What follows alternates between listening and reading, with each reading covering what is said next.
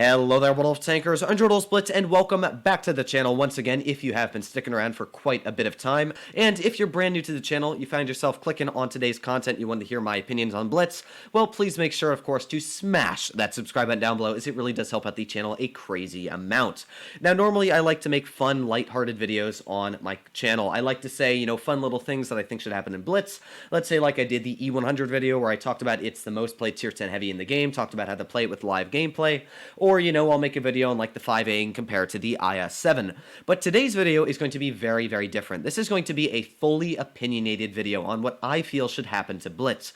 Now, sadly, none of these changes are probably going to happen because Wargaming is a multi-billion-dollar company, and the English-speaking side of the community is like half the size of the other sides of the community. But I'm still going to state my opinions because that's why I'm here. I like to state my opinions, let you guys know what I feel about Blitz, what changes should happen, and everything else like that. So let me know what you guys think in the comments down below. If you agree with me, please let me know, and as well, if you disagree, please let me know in the comments. If you think, hey, Droodles, I agree with one of these things, but you're kind of really far off on this, let me know why, and I'm always up to debate in the comments.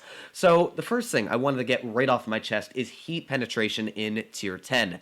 Now, this is only specific to the Tier 10 heavies. I think that all of the Tier 10 mediums are quite balanced. If you can run an M48 patent well, you'll do well in the, the STB1, then you'll do well in the AMX-30B. I think all of the Tier 10 mediums are great. They've got enough heat penetration to get through most frontal armor, and if you need to load that premium, as I said, you can pretty much get through the upper plates on, some Tier 9 heavy tanks, and as well the turret cheek spots on like an E100. But it's when you move onto the Tier 10 heavies, things get a little iffy. So let's talk about a vehicle like the IS-4. Now, this tank has the best heat penetration you'll find with like the, let's say, the Super Conqueror, or tanks like the E5, where you have 374 millimeters of heat penetration. Now, that is a ridiculous amount. That amount of penetration means that, let's say I'm running my IS-7. Now, in the IS-7, this thing's got decent frontal armor. It's about 330 millimeters thick. But if you're running the IS-4, that means that no matter what angle you're pretty much at, the IS-4 is always going to overmatch your cheeks on the vehicle. Not only that, it can literally go through your turret. So armor is pretty much negated when you're running the IS-4. It just goes through the lower plate, goes through the upper plate, goes through the turret cheeks as well on your IS-7. And when you're running your IS-7, let's say against the IS-4, well, your premium on this tank has 318 millimeters of pen, and that's with calibrated on. Now, that means that you literally don't have enough premium pen to even penetrate the upper plate in most scenarios of the IS-4.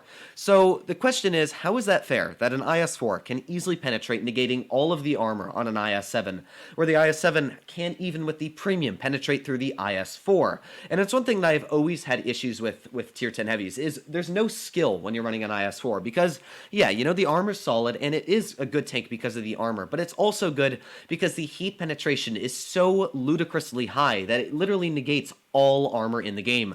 You can literally penetrate the upper plate of a mouse when you're running the IS-4. The mouse is the most heavily armored Tier 10 vehicle in the game, in fact, the entire game in general. So what is the point of having armor if an IS-4 can just face-hug you? You can't penetrate the IS-4 at all with your mouse because, of course, you have to get the little shots on the cupolas.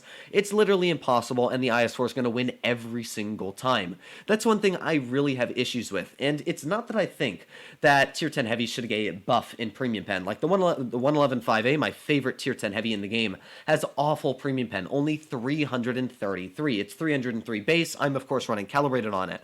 Now, the issue I find isn't with the 5A. I think that the premium pen on this vehicle is fine. It gets through most Tier 10 heavies. It can get through the cheeks on an E100. The issue is that the IS-4 shouldn't have 370 millimeters of pen. That's way too much, in my opinion, for a Tier 10 heavy. What's the point of me running this thing in a hold-down position if an IS-4 can just penetrate right through my upper plate, no matter what angle I'm at, where I can barely penetrate through his turret, through his upper plate, even through his lower plate half of the time with premium?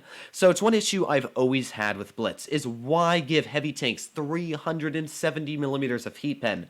And so let me know what you guys think in the comments down below. But what I think should be changed is I think that all the premium tanks, let's say the IS-4, the T95E6, the T110E5, even the E100, it's got 367 millimeters of heat pen. I think that all of those numbers should have a max penetration penetration with calibrated on of 340. That way, it's very fair and balanced. 340 is still plenty to get through most upper plates on most tier 9 heavy tanks, even some of the tier 10 heavies. And as well, 340 isn't going to make it so that, let's say you're going up against a mouse, oh whoops, I just went right through your upper plate. So it's going to make super heavies like this much stronger in the way they play. They actually bounce shots in the upper plate. That way you actually have to aim where you're looking instead of just negating all armor in Blitz. So that's one thing that I definitely think should be changed, is premium penetration on tier 10 heavies is way too solid and it's too diverse. It's just not fair for certain heavies to get pretty much all the armor negated, where an IS-4 butters right through it. So that is one of the first opinions I do have in the game.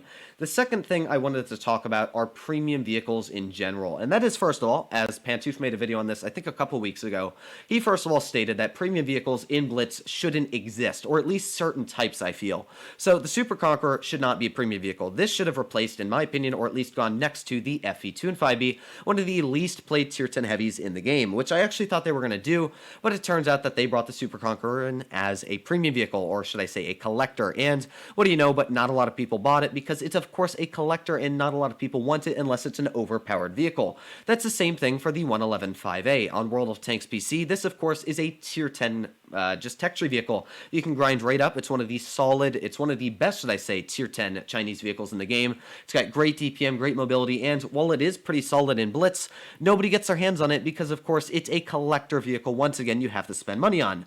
Now, the VK90 is a little bit of a different story because in World of Tanks PC, I'm pretty sure this is actually a tier 8 premium called the VK75, and that I understand. You know, if Wargaming wants to release a vehicle that hasn't been in the game, let's say like the VK90, that they made up on their own, then go ahead. You know, it's not the end of the planet if they're making a premium vehicle that was in PC a premium vehicle in Blitz, because that's not the end of the planet. I don't mind that because it wasn't a tech tree vehicle.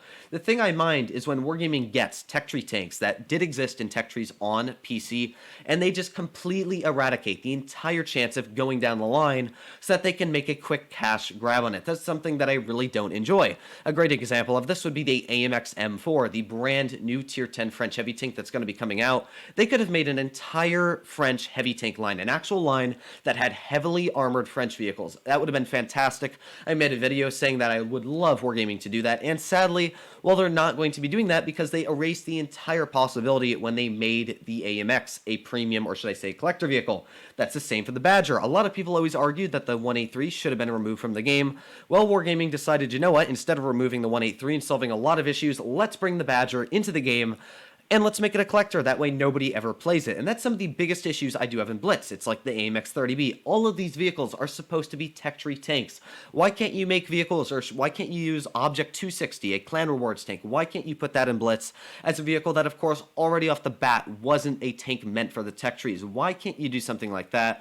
That's something that I definitely have a little bit of issues with, is why make tech tree vehicles that would be great in the tech tree, very balanced if Wargaming got the statistics from them, not in the tech tree. And that, of course, goes into argument number 2, which is balancing out the tech tree vehicles in general. Let's say I've got my Badger here. Now, this tank is a pretty meh vehicle. I actually don't enjoy playing it, and the reason for that being is because it's quite underpowered. You can play a T1 10E3 and pretty much do better in every single scenario over the Badger. And you know what? Wargaming is probably never ever going to buff this vehicle because it's a collector tank. They don't have enough people playing it, and therefore they can't gather the statistics. That's the same thing for, let's say, the WZ111 5A. Only about 1,000 players have ran this tank in the last 90 days.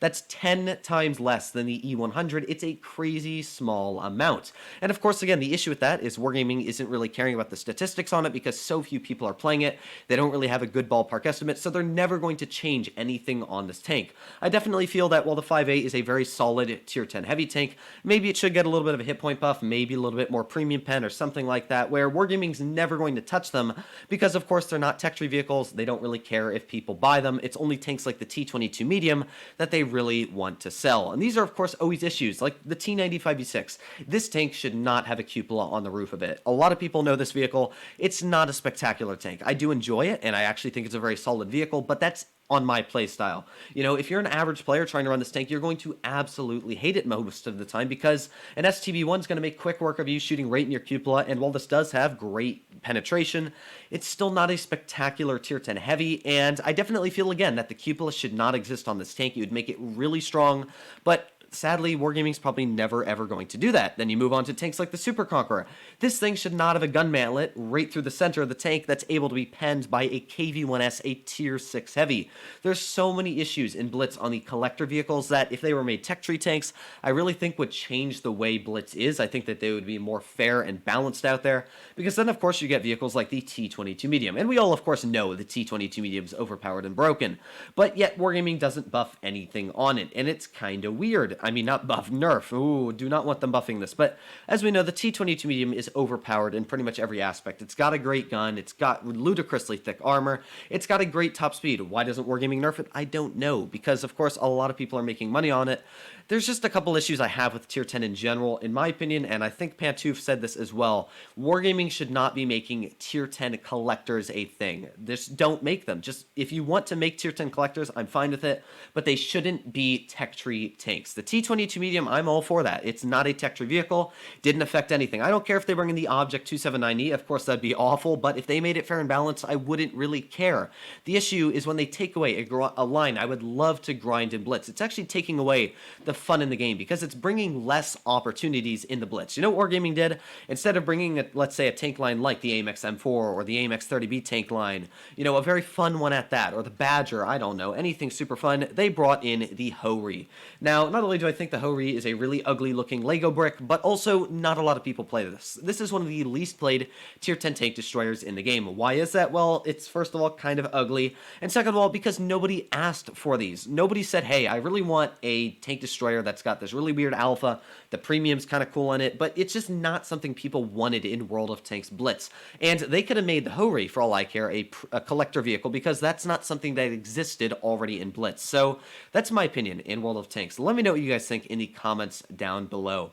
I'm not going to argue anything about the matchmaker. I do think that the matchmaker has its flaws here and there, but overall, I don't think the matchmaker is too bad. It's more about the players you have in your team, and well, sadly, the matchmaker can't pick through that itself. So let me know what you guys think in the comments down below. If you agree with my opinions in World of Tanks Blitz.